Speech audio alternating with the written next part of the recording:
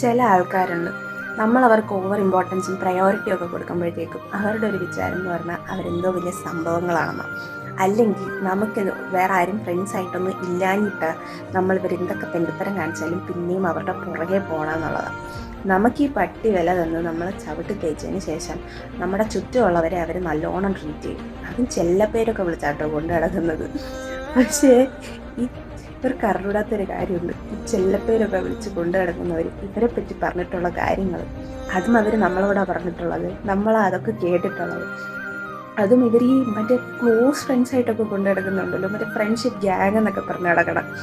അവർ തന്നെ പറയുന്ന കുറേ കാര്യങ്ങൾ അതൊന്നും ശരിക്കും ഇവർക്ക് അറിഞ്ഞൂടാത്തതുകൊണ്ട് ഇത്രയൊക്കെ കേട്ടിട്ടും ഇത്രയൊക്കെ അനുഭവിച്ചിട്ടും, ഇല്ലെങ്കിൽ ഇത്രയൊക്കെ എന്താ പറയണത്, വെറും പട്ടീനെ പോലെ ട്രീറ്റ് ചെയ്യണം, അല്ലെങ്കിൽ പട്ടീനേക്കാളും മോശമായിട്ട് ട്രീറ്റ് ചെയ്യുന്നതൊക്കെ കണ്ടിട്ട് പിന്നെയും കൂടെ നടന്നിട്ടുള്ളത്, അല്ലെങ്കിൽ എല്ലാ കാര്യങ്ങളും ചെയ്തു തന്നിട്ടുള്ളത് നീക്ക് എന്തോ വലിയ സംഭവങ്ങളാണെന്ന് തെറ്റിദ്ധരിച്ചിട്ടോ അല്ലെങ്കിൽ നിൻ്റെ ഒന്ന് സൗന്ദര്യം കണ്ടിട്ടോ ഒന്നും അല്ലായിരുന്നു.